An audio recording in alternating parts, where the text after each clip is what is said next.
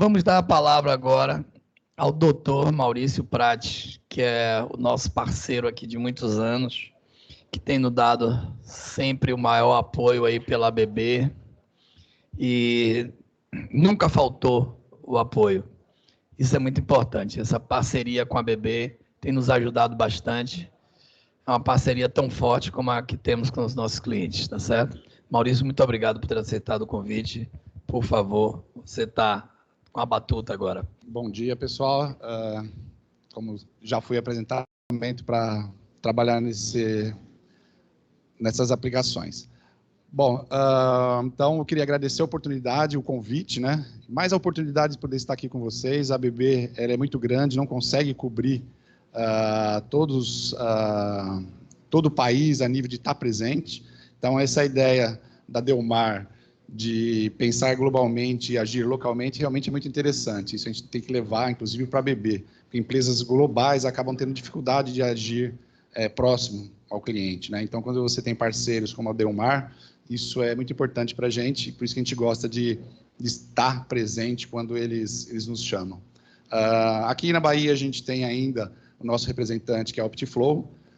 O Rodrigo Neves está aqui, a Ludmila também. Então, no nosso primeiro embate com os clientes, com as necessidades, estão passando por eles e em paralelo com a Delmar. Então, precisando de qualquer coisa da ABB, se não conseguir contactar diretamente a ABB, a gente pode falar com o pessoal da Optiflow e, lógico, com o pessoal da Delmar. Bom, eu estou aqui, não é uma palestra, é mais uma apresentação de produto, um produto novo que a ABB desenvolveu e lançou no mercado no último ano. Esse produto está dedicado ao mercado de gás natural, né? O nome de batismo dele comercial é Sense Plus, então ele é um analisador para contaminantes de gás natural. Então, ele é muito específico para essa aplicação. A tecnologia envolvida nesse equipamento é uma tecnologia laser, a gente vai poder ver em seguida, mas é uma tecnologia patenteada para a ABB, que ela permite trabalhar diversos segmentos. A gente tem várias aplicações com esse equipamento, a ABB está desenvolvendo as aplicações ao longo do tempo, que ela não consegue atingir todo o potencial da tecnologia, então ela observou alguns nichos de mercado. Ela observou alguns nichos de mercado e começou a trabalhar esses mercados. Então, gás natural é um dos principais e ela está. O mercado de gás natural está aquecido no mundo todo, então a gente tem aí muita demanda para esses equipamentos, tanto esse analisador quanto o cromatógrafo, né? Faltou aqui na nossa apresentação uma disposição maior dos produtos dedicados a gás natural, ao processamento de gás em refinarias, mas vamos nos focar então a esse analisador. A vantagem desse equipamento sobre as demais tecnologias é que você tem um equipamento robusto que não requer utilidades, né? O cromatógrafo é necessário enquanto há atenção às normas, mas ele demanda utilidades para a operação do equipamento. Um analisador laser por espectrometria, você não precisa, ligou o equipamento, ele está funcionando, só receber a amostra. O desenvolvimento dele hoje, e aí a Eliane trouxe agora há pouco sobre a necessidade de monitoramento de H2S, CO2 e água nos gasodutos, em virtude de segurança, vem se tornando importante. As normas, inclusive, devem mudar e ter uma obrigatoriedade maior nesse monitoramento de H2S, porque hoje a gente vê no mercado de gás natural, você não tem essa medição instantânea sendo necessária de ser feita. Então, hoje a gente já tem um equipamento que vai poder fazer isso de forma em tempo real. O cromatógrafo é um analisador online, mas ele precisa de um ciclo analítico. Então, você injeta uma amostra no equipamento, ele analisa e te entrega os resultados. Um equipamento desse, ele é dito o real online, que ele está lá entregando análise instantaneamente, resultados instantaneamente.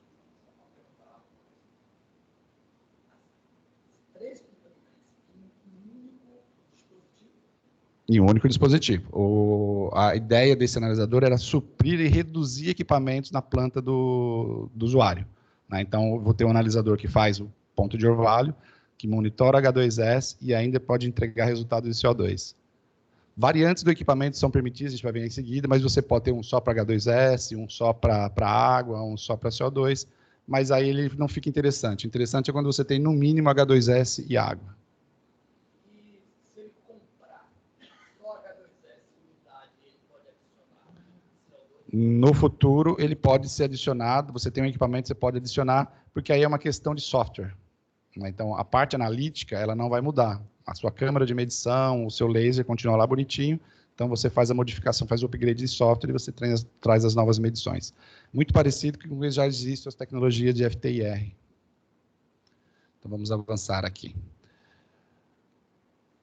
Então, o equipamento ele foi dedicado para monitoramento de gás natural, mas em todas as etapas, né, da operação do sistema. Então, a gente tem os processadores, armazenamento, os distribuidores e o que está bem ativo no mercado, os renováveis, que são o biometano, o biogás. Então, esse equipamento ele pode ser aplicado em qualquer uma das instâncias.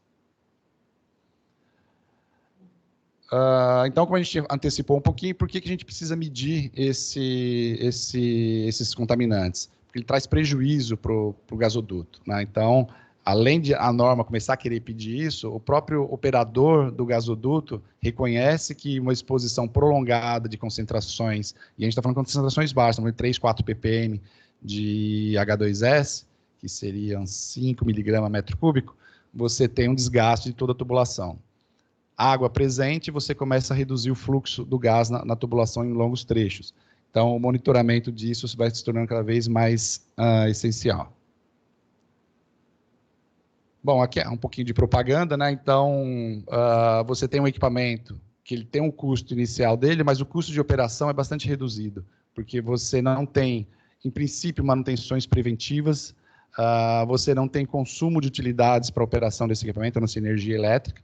Então, você tem, ao longo do tempo, o seu retorno do investimento no equipamento coberto, porque ele não precisa de mais nada. Você põe uma energia nele e o equipamento está funcionando.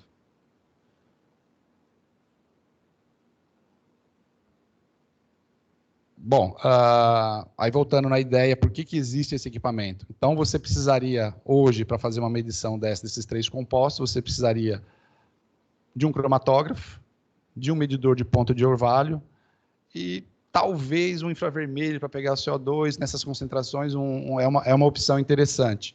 Mas você tem, então, 3 equipamentos, pelo menos 2. Com todo o custo que isso envolve, treinamento de equipe, talvez fornecedores diferentes entre os produtos. Então, esse equipamento ele vem para cobrir tudo isso, você coloca um único analisador, a sua equipe precisa ser treinada em apenas um equipamento, e é bastante simples a operação do equipamento, a gente vai ver em seguida. E você minimiza toda essa cadeia de custos que tem em cima de um instrumento quando instalado na planta. Bom, então esse daqui é a cara do analisador, né? Então a gente tem ali, vai vir detalhes em seguida, a parte de display, a parte de eletrônica e aqui embaixo a parte de medição. Se a gente olhar, ele segue uma tendência da ABB dos equipamentos, como aquele é um instrumento, o cromatógrafo, está apontando ali no laser. Então, vocês veem que ele tem muito parecido os instrumentos em si. Na arquitetura de construção dele tem a mesma ideia de design. Deve haver uma evolução daquele equipamento, porque ele já está no mercado há bastante tempo, mas basicamente é o display que deve mudar, porque ele é um equipamento, como eu poderia dizer, consagrado no mercado, né? Então, vocês viram pelo mapinha do Antônio Carlos, que a gente tem aquele instrumento instalado de norte a sul do Brasil, e a gente vem ganhando cada vez mais mercado por custo da robustez do equipamento e um custo que é bastante interessante.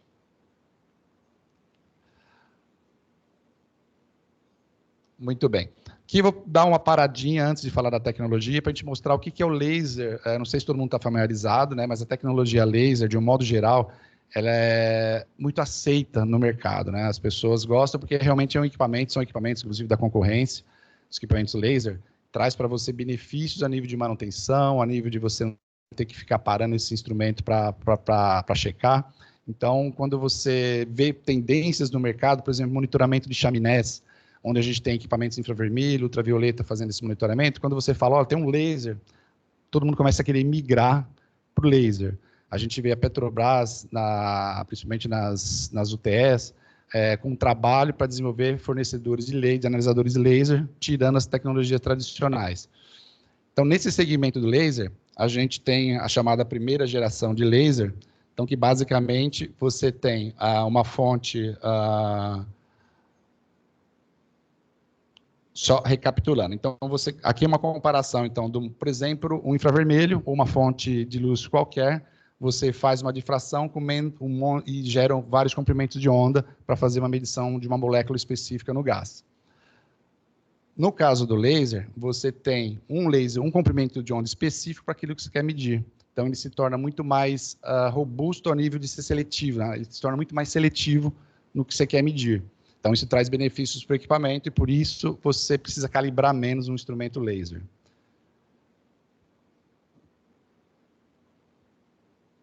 Aqui um exemplo da operação. Então, dentro do portfólio da ABB, a gente tem um analisador laser típico, né? Se vocês procurarem, tiver oportunidade, vocês digitar lá LS25, é o analisador laser da ABB para essas aplicações. Só que é uma tecnologia, a gente pode falar de primeira, segunda geração, que ela tem alguns problemas. Você precisa sempre de uma unidade de recepção e uma unidade de transmissão. Ela sempre está instalada entre a amostra, então a amostra está passando entre a emissão e a recepção. E você tem aqui, cria um passo óptico, né, dentro da literatura, se vocês forem se aprofundar, você vai ver que o passo óptico é o que importa nessa medição, aí não só por laser, mas por qualquer radiação eletromagnética. Então, você precisa de um passo óptico que vai definir o quanto que voltamos. O quanto eu preciso de energia para fazer uma transmissão, receber do lado de cá no receptor, que ele possa vencer todas as barreiras que você tem aqui. O comprimento, daqui é o passo óptico, possíveis particulados que tenha nessa amostra, isso atrapalha o funcionamento do analisador laser, né? Então, se eu tenho concentrações muito baixas para serem medidas aqui, eu precisaria de um passo óptico muito grande, porque é inversamente proporcional. Eu vou perder muita energia para pegar coisas pequenas, então eu preciso aumentar esse volume de amostra que eu tenho para poder enxergar concentrações baixas. Bom, ainda falando então do LS25, é um equipamento tradicional da ABB.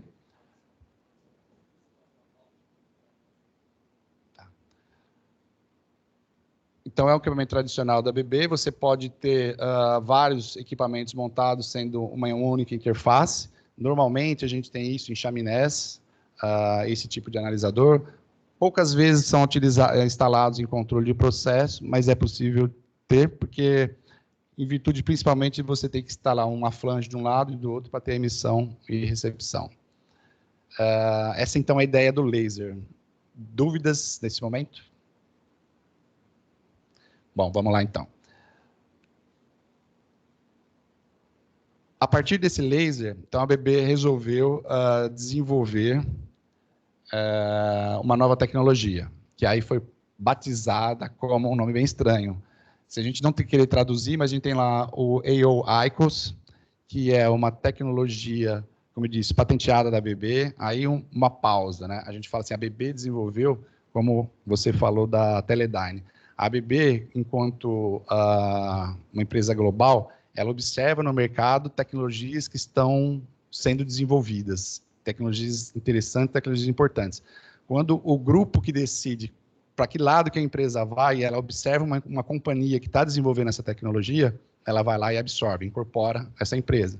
Então, essa tecnologia ela já vem lá de 2004, uma empresa chamada LGR, que era uma empresa da Califórnia, e a ABB encontrou nessa aplicação, nessa tecnologia, um mercado interessante, que ela entende que isso vai ser o futuro de análise.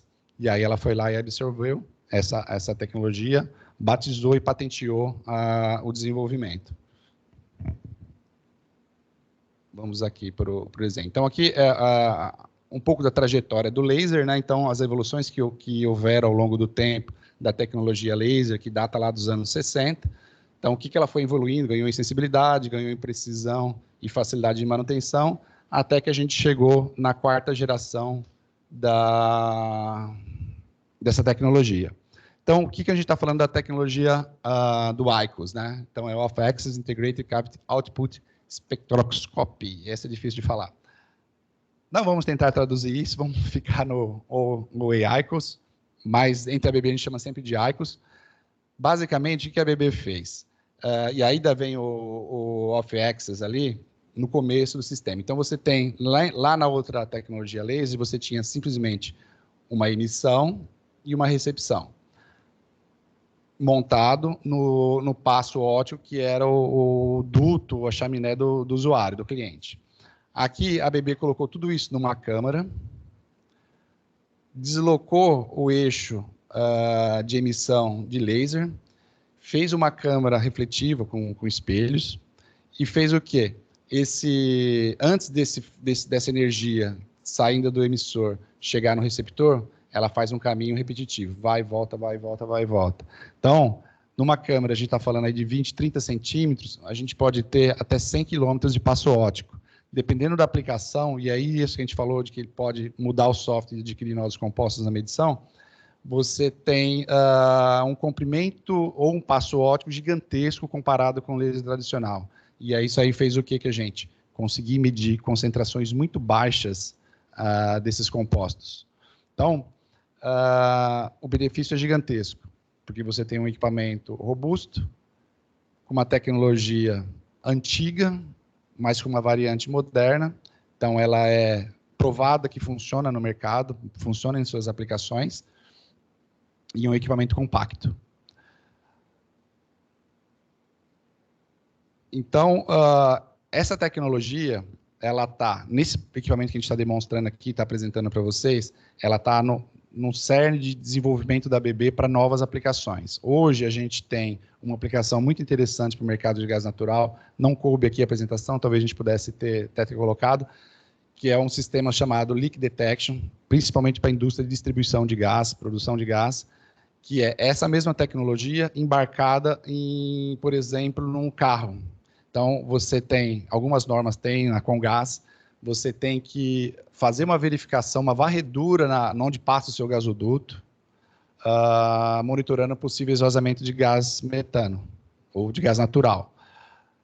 Essa tecnologia permite fazer esse monitoramento com um veículo andando até 90 km por hora, que ele consegue pegar com uma precisão de 10 metros, ele consegue detectar. Essa tecnologia mesmo, dentro desse ambiente, dessa plataforma Leak Detection da BB, vai para um drone, onde você tem um gasoduto de longas extensões, você passa com o drone monitorando, até 150 metros, ele pega ppm de gás natural. Mesma tecnologia, vai num portátil, uma mochila, que você sai para fazer a inspeção final. Então, você detectou com um veículo que naquela rua tem um vazamento, então, aí o carro continua fazendo a varredura dele, porque eles têm metas para percorrer, e aí você sai com o portátil para detectar onde é que está, se é uma válvula, se é um tubo que trincou, alguma coisa do tipo. Então, o portátil pega. Essas aplicações embarcadas a partir do IQOS. Aí tem os variantes aí está mais um pouco segmentado para o campo científico. Então, esse mesmo equipamento para monitoramento de concentrações muito baixas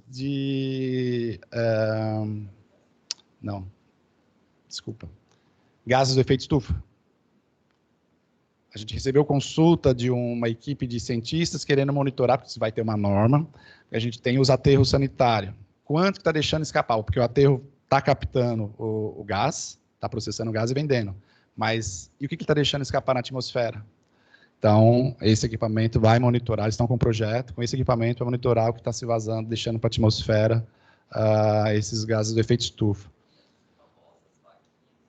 E as famosas vaquinhas. Tá? Então, é uma tecnologia que a BB entende que vai avançar muito no mercado, né? A gente tem potencial gigantesco, basta a gente conseguir explorar e encaixar esse equipamento nessas necessidades. Então, são versões para, por exemplo, vazamento de gás, que é o Leak Detection, e aí nós temos essa versão para o gás natural, para os contaminantes do gás natural, e tem as versões que estão um pouquinho ainda segmentadas para o mercado mais científico, onde eles exploram bastante esse instrumento. Com gás, tem 3 desses, e tem alguns equipamentos que foram adquiridos para essas... aí não essa versão Sense Plus, mas a versão que aí chamam de GLA, que são as versões para científico. O Leak Detection, a gente está promovendo a importação de equipamento demonstrativo, e aí a gente deve começar com a Comgás em São Paulo, fazer a demonstração, e aí depois expandir para todas as outras operadoras de gás natural. Então, deve acontecer isso nos próximos meses.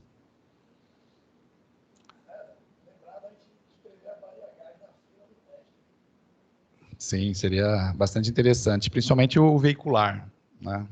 Porque a tecnologia em si, se a gente pensar nisso daqui, você fala, ok, nada assim de grande, significativo. Apesar de a ideia de você ampliar o passo óptico da medição para você permitir medição de baixas concentrações ser bastante interessante.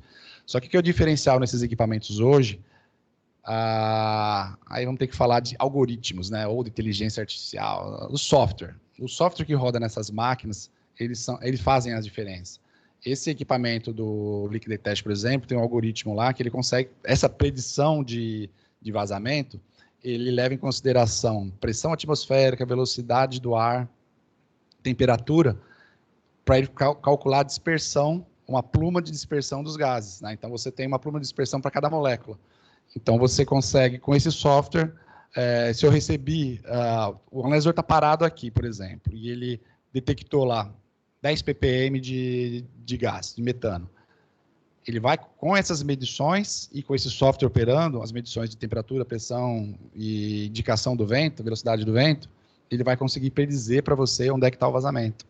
Então, para essa máquina aqui é a mesma coisa. Então, eu tenho lá, como é que eu consigo medir 3 compostos no mesmo caminho óptico, né? Essa tecnologia, por exemplo, infravermelho tradicional, seria quase impossível. Mas hoje você consegue.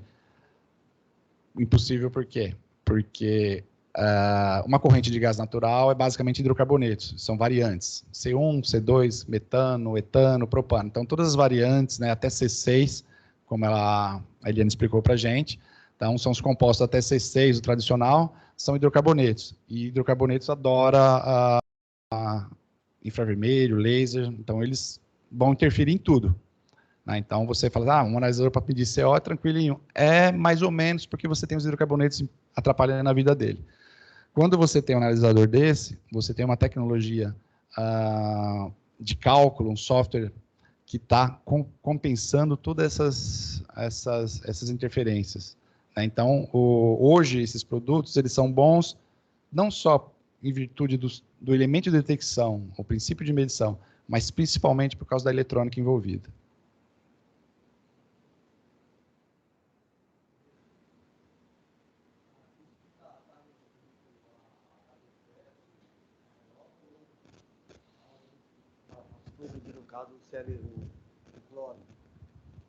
Então, é como eu falei, a BB ela está buscando os nichos onde ela acha que vai pegar primeiro. Então, tem 2 equipamentos destinados ao gás natural, que é o Leak Detection e esse Sense Plus. Tem outras aplicações, a gente precisa olhar o catálogo lá, agora de cabeça eu não me lembro, mas tem medições de HF, de HCl, os outros tradicionais, tipo metano, propano, tem todas essas medições. E, dependendo do projeto, a BB se compromete, elas fazer uma avaliação, falar, eu queria medir uma composição tal, esse gás. A gente submete isso à fábrica, e os caras falam, dá para fazer, vamos fazer com esse produto, a gente modifica e te entrega. Não está de catálogo ainda, mas a gente pode fazer a solicitação e a BB desenvolve. É uma avaliação do projeto. Tá? Esse daqui, então, esse produto em específico é H2S, CO2 e água. Bom, a gente já tem aqui, então, as classificações para operação no ambiente industrial, né? A gente tem a certificação da CSA e a ATEX.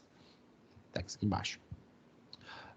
Então, pode instalar ele do lado, se necessário, instalar do lado de um cromatógrafo, que a gente está coberto pelas normas de segurança.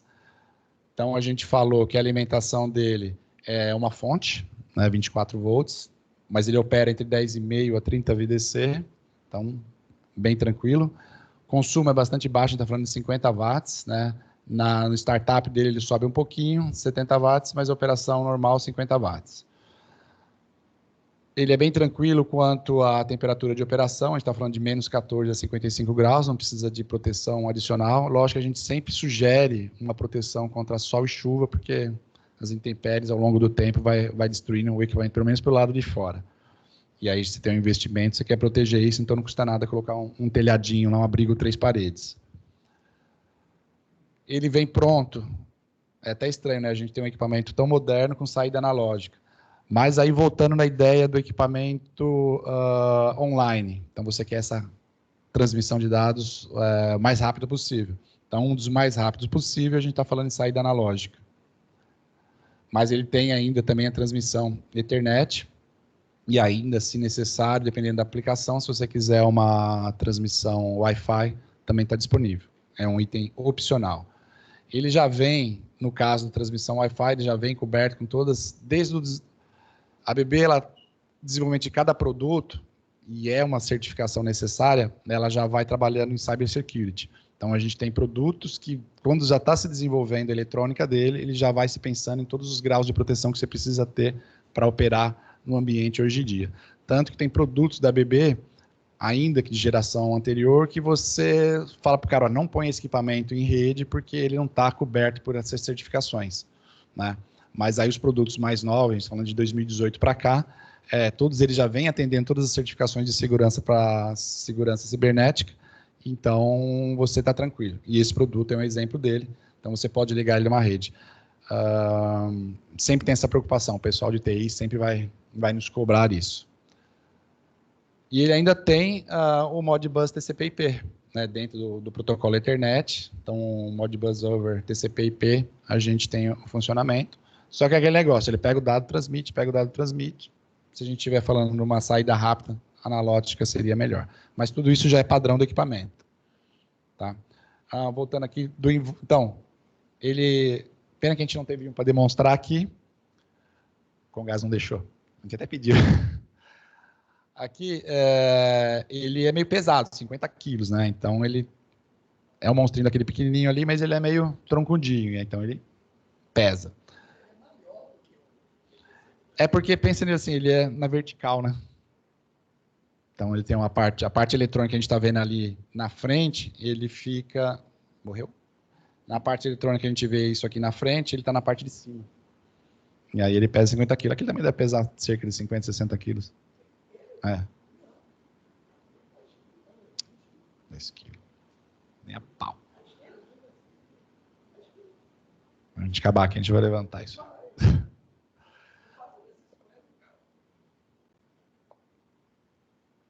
Por isso está torta a cadeirinha ali, ó. Bom, a IP66, como eu te falei, então ele é certificado para operação em ambiente hostil, mas a gente sempre sugere uma proteção, né? Que é aquele negócio, você deixa um carro na garagem 5 anos andando, vai para a garagem, outro que fica na guarda na rua. Daqui 5 anos eles estão andando bonitinho, atendendo o que você precisa, só que o que ficou na rua o tempo todo está muito mais feio. A mesma ideia que a gente sempre tenta colocar para os usuários. Põe uma proteção e vai ter o equipamento para sempre.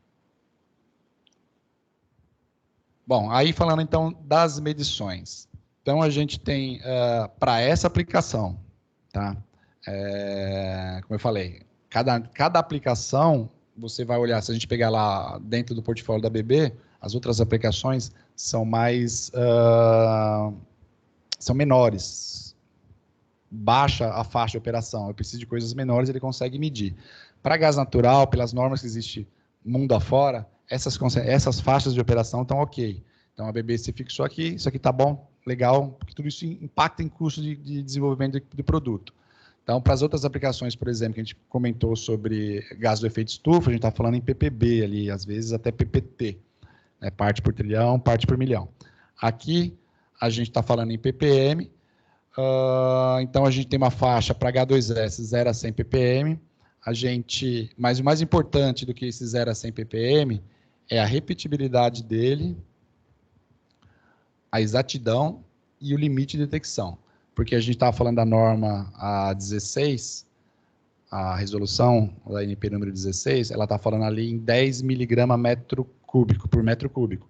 10 miligramas, só para converter 10 miligramas por metro cúbico, dá em torno de 6,9, 7 ppm, vamos arredondar 7 ppm.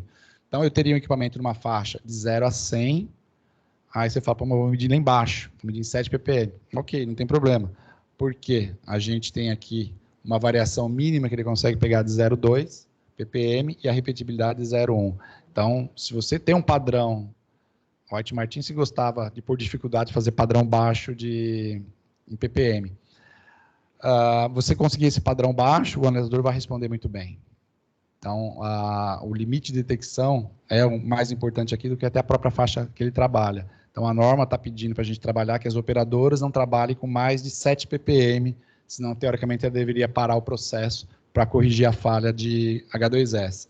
Então, esse equipamento vai trabalhar muito bem e vai poder mandar o cara fechar o gasoduto, parar as instalações, parar a purificação do gás, porque ele consegue pegar muito bem essa faixa de 7 ppm com precisão.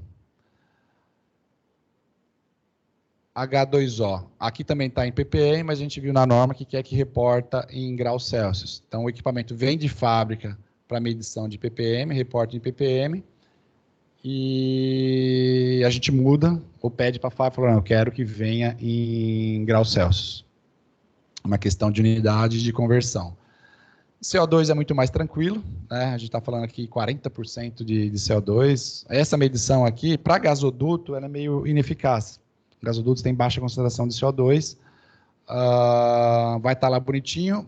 Se vier essa medição, é uma repetição do que a gente já vai ter no cromatógrafo, mas para biometano, se ele quiser uma medição rápida de CO2, nas plantas de biometano, essa concentração, ela oscila e pode chegar nesses valores.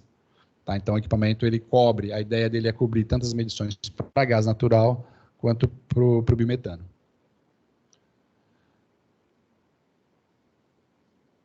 Bom, aqui a gente tem o T90 do equipamento, que é o tempo-resposta. Não sei se vocês estão familiarizados com a expressão, mas é o tempo como ele demora para responder a partir de uma variação da medição. Então, você está lá medindo 5 ppm, bonitão, de repente ele subiu para 6. Esse 1 ppm, quanto tempo ele vai demorar para responder? Então, em virtude desse analisador ele ter um processamento da medição com os famosos algoritmos, então ele tem um tempo de resposta para cada um dos compostos, né? Então, aqui a gente está falando em menos que 10 segundos para o H2S, a gente está falando em 35 para a água é sempre chata de medir, principalmente porque a água, ela absorve num comprimento de onda que meio que esbarra num monte de gente também. Ela é quase um hidrocarboneto que gosta de atrapalhar a vida de todo mundo. Então, a eletrônica precisa fazer as compensações necessárias e esse processamento leva em torno de 35 segundos. Tá?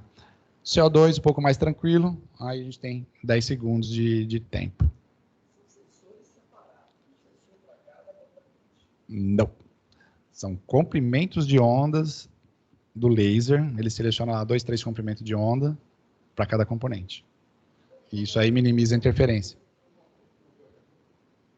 Ele perguntou se era um sensor dedicado para cada composto. Aí não, é uma câmara de medição única, uma única fonte de laser, mas que ela modula em 3 faixas, em 3 comprimentos distintos para pegar cada um dos compostos. 3 frequências diferentes.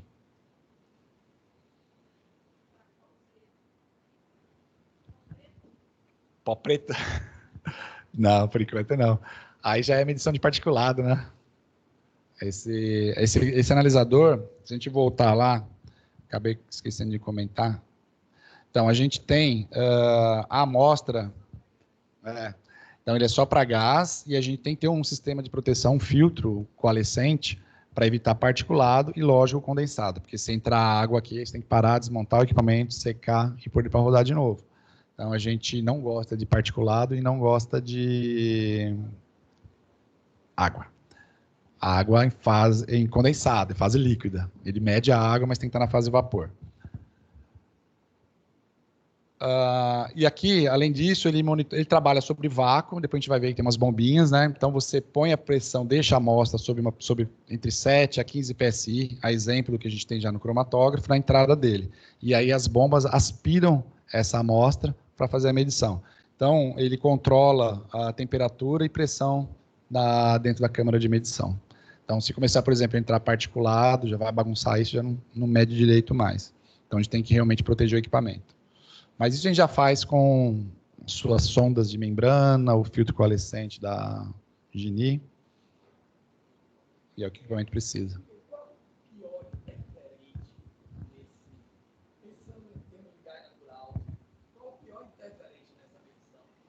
Na verdade, o gás natural todo é um interferente para infravermelho, para laser. Né? Porque todas as moléculas ali, que a gente falou há pouco, metano, etano, propano, os butanos, os pentanos, todos eles gostam ficam excitados ficam vibrando, exato. Então, todos eles são interferentes. O que a gente pode dizer assim, mas qual que é o pior? O pior seria o que tem mais concentração, porque eu vou ter muito mais moléculas aqui dentro dele, que seria o metano. Tá? Então, o software, o equipamento tem que compensar tudo isso. E aí, aquele tempo de processamento lá de 10 segundos para o H2S. Mas se a gente pensar em 10 segundos de resposta para o T90 do H2S, é infinitamente superior a um cromatógrafo. Porque a gente está falando de um cromatógrafo pelo menos 5 a 6 minutos. Estou falando do meu. Não falando sério. Tá, então, a nível de... Aí, como a gente fala em volumes muito grandes, então você fala assim, olha, uns 5 minutos para olhar, pode ser que não seja ruim, 6 minutos para você ter uma resposta não seja ruim, porque é um controle de processo que não precisa ser tão preciso a nível de você ter uma ação. Mas quando você fala que está passando tanto gás no gasoduto, qualquer minuto a mais é mais gás que passou, um volume muito grande que passou fora de especificação. Então, se a gente fala em 10 segundos para um equipamento desse, é quase... Então, vamos voltar lá. Bom, aqui tem uma composição tradicional para os gases. Né? Então, para aplicação no gás natural, a gente espera, então, o metano entre 65% e 100%, o etano variando entre 0 a 20%, 0 a 15% e por aí vai. Os hexanos, né? Aqui a gente fala C6+, esperando, mas sem querer que tenha até um C9, um C10, que são em concentrações muito baixinhas. Né? E por isso que a gente não precisa calcular o ponto de orvalho para gás natural. Tá dentro mas se a norma encontrar que os propanos e os butanos são altos, você teria que calcular. Então, você espera, numa composição ou numa matriz do gás natural, esse tipo de composição. Por que isso é importante? Porque aquele cálculo que o analisador faz para compensar todas essas variantes, todos os hidrocarbonetos, variantes não, todos esses interferentes, ele leva em consideração essas faixas. Né? Se você tem uma amostra louca de gás natural lá que aparece com 10% volume, 10% mol de pentano, o analisador vai gerar um erro. Tá? Então, mas isso não acontece no gás natural. Tá? Então, o analisador vai se desviar, depois que o gás natural voltar, ele volta à faixa operacional normal. Então, se você tem algo diferente, você fala, o meu hexano, de repente, pode chegar a 5%. Aí a gente tem que descrever isso na especificação do equipamento, falar, o meu hexano pode chegar a 5%. Aí a fábrica faz uma compensação adicional para esse hexano. Okay? Biometano, a mesma coisa. Aí o biometano aqui já é o tratado, né? Porque a gente tem uma... Antes de tratar biogás, depois de tratar do biometano. Isso. Então, aqui já é o gás tratado, que aí você já tem uma concentração maior de metano. Você tem ali oscilando o seu CO2 e o seu nitrogênio. Então, o H2S que aparecer aqui, para a gente monitorar, espera que no biometano esteja nessa faixa. Então, se a gente pegar o equipamento dedicado a biogás, ele tem leves diferenças com relação ao que você tem dedicado ao gás natural. Então, aí de novo aqui falando que é uma tecnologia patenteada, a gente vai ver sempre o TM lá no nome dele. E aí, a cara do equipamento. A gente vai avançar um pouquinho aqui, não sei como é que está o horário. Antes de falar do hardware do equipamento... Quem? Não vi. Estou ignorando ele. Dúvidas, pessoal, antes de avançar para a parte do... Tranquilo, então. É tão fácil que nem gera dúvida, né? Só ligar na tomada e... Bom, então essa é a cara do equipamento. Infelizmente não trouxemos um de verdade, mas é desse jeitão. 50 quilos. Ele é modular, então isso aqui permite que você... Então, a parte de cima a gente vai ter eletrônica e a parte de baixo, basicamente, o hardware de medição, o módulo analítico. Isso aqui, essa característica modular permite você fazer manutenção no campo. Você não precisa tirar esse instrumento e mandar para a BB para fazer um reparo, né? Depois a gente vai chegar lá, mas tem uma manutenção prevista a cada 3 anos, que é a substituição das bombas. Aí são 3 bombas, elas têm um funcionamento autônomo dela, mas ele prevê que você tenha que fazer essa substituição. 3 anos, faz no campo mesmo, desmonta desse jeito, substitui, está funcionando. Aconteceu alguma tragédia, veio o pó preto, sujou toda a câmera. Mesma coisa, desmonta, limpa no campo, põe de volta. Bom, aqui as dimensões do equipamento. Aqui um breve sistema de amostragem, né? Então a gente tem um regulador de pressão, uma relief valve e um filtro condensado. Esse é o sistema de amostragem que precisa para esse analisador. Bom, aí é meio um pouco de firula, então o display dele você não precisa tocar por gesto, você já consegue mover as páginas do software, né? Então, se ele estiver interligado com sistemas, você pode olhar remotamente. Se você estiver de frente com o equipamento, o movimento ele observa e você muda as telas que você precisar enxergar. Tá? Então, essa aqui é a versão então, que a gente está falando, que mede o H2S, o CO2 e a água. E aí, então, você tem... são trends, né? Acho que vai aparecer aqui na frente. Não. Deve aparecer em algum lugar em seguida. Mas então você tem os trends, né? Que você pode. Aqui está mostrando a medição instantânea, mas você tem ao longo do tempo, 12 horas, 24 horas, você consegue olhar no próprio equipamento como ele se comportou ao longo do período. Os equipamentos ABB, desde 2018, tirando o cromatógrafo NGC e o PGC 5000, eles têm um QR Code que vem padrão de vir no equipamento, que qualquer falha que esse instrumento gerar, ele pula na tela esse QR Code, e esse QR Code você tem um aplicativo da ABB que também é livre de licença, pode baixar no celular, e ele faz uma leitura do QR Code e mostra para você o que é o equipamento, qual que é o cliente, o ano de fabricação, qual é a composição de hardware dele e qual o defeito que ele está apresentando. Né? Então, isso já ajuda tanto o usuário, que se tiver uma equipe de manutenção, ele já poder fazer um primeiro combate no equipamento para saber o que deu de defeito, que ele gera um relatório isso no celular ou no computador, no aplicativo, ou ele fala, não tenho ninguém aqui hoje, não tem nenhum técnico, manda para a BB, aí você manda o código para a BB, e a BB te dá um retorno, fala, olha, aconteceu isso e isso, no momento faça isso e isso que ele volta a funcionar. Ou erro fatal, precisa mandar alguém aí. Então, esse QR Code é bastante interessante. Faz parte de uma plataforma da ABB para serviços digitalizados. Né? A ABB hoje ela busca dar um suporte remoto para o cliente. A gente tem plantas com analisadores da ABB lá no Pará, no meio do mato, no meio da selva, e você precisa ajudar a turma.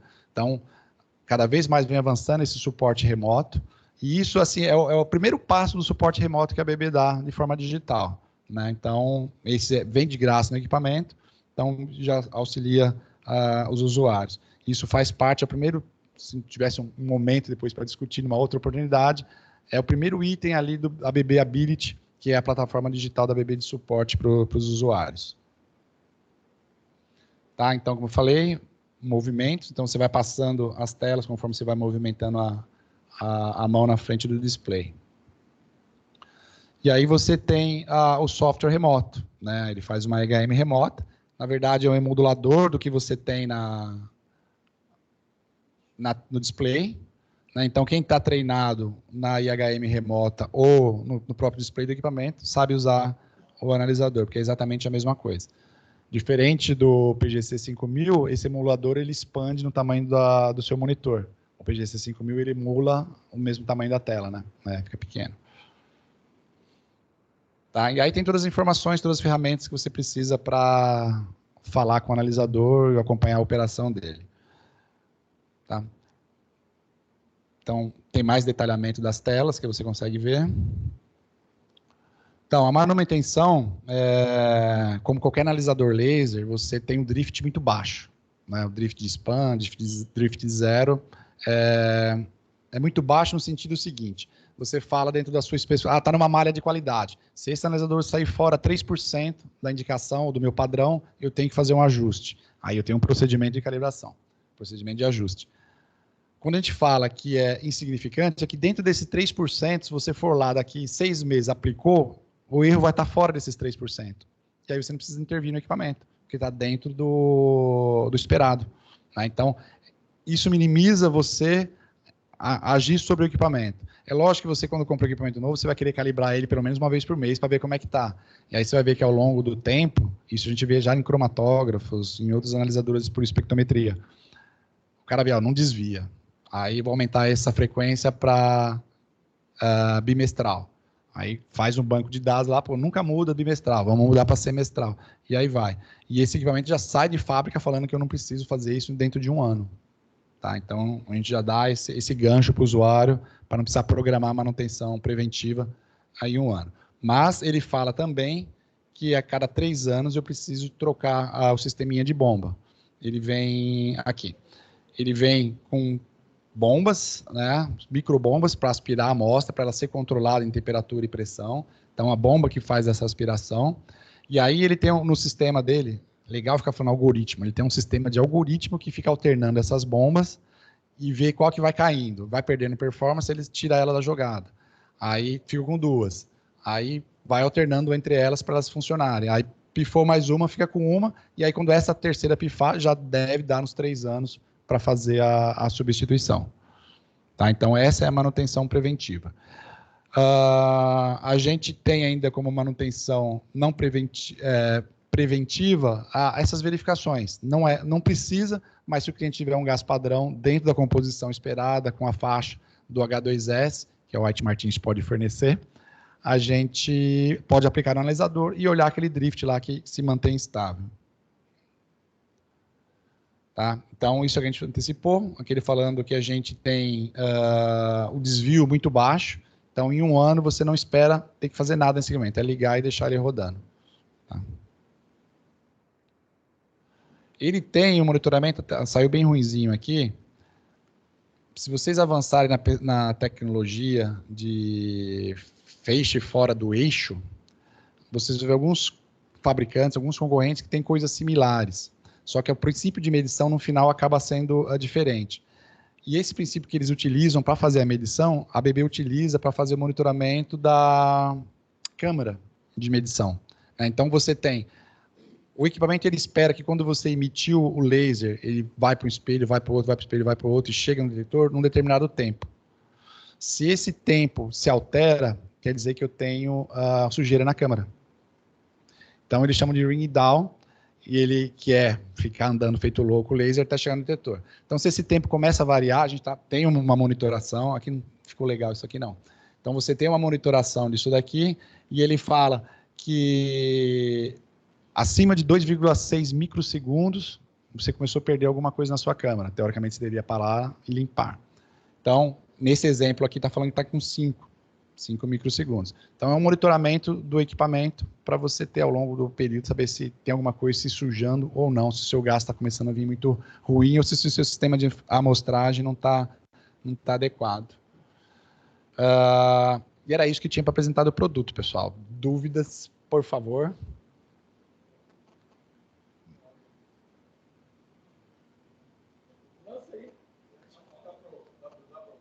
Dá.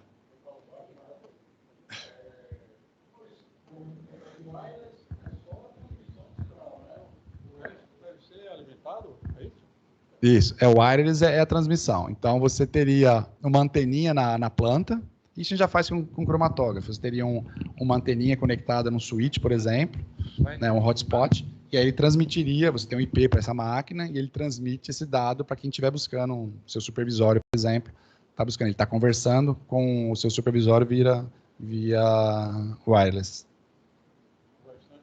Muita potência para... Você não tem, não é uma coisa gigantesca que vai cobrir um prédio inteiro, mas ele tem uma determinada área que você põe uma anteninha lá e ele vai funcionar bem.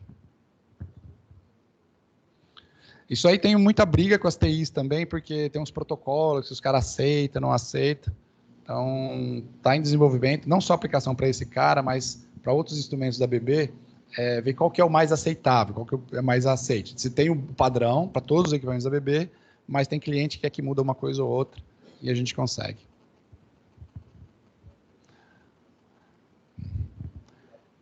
Equipamentos que têm conexão com uma IHM, às vezes o usuário não quer ficar olhando o display, ele acha que tem pouco cor, ele quer conectar um computador, um laptop.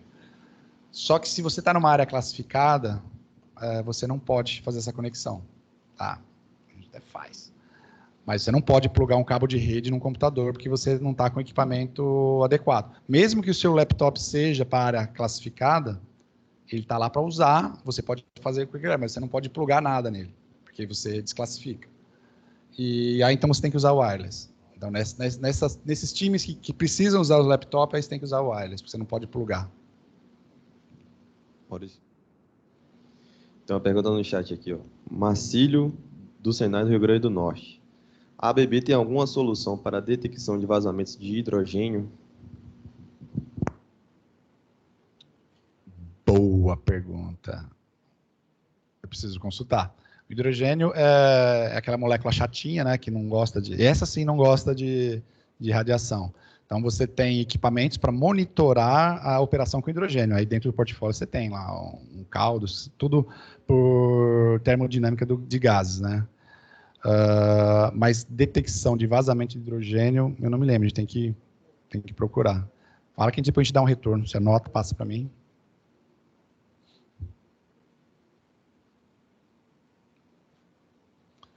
Mais alguém? Finito? Então é isso, gente. Obrigado por ouvirem. Espero poder ter correspondido com a apresentação do produto. Não era uma palestra, era uma apresentação de produto mesmo, um overview. Mas se ficarem dúvidas, por favor, estou à disposição. Aqui acho que aparece... Eles vão distribuir depois. E aí tem o e-mail, o telefone, qualquer coisa, estaremos à disposição. Ok? Bom, muito obrigado.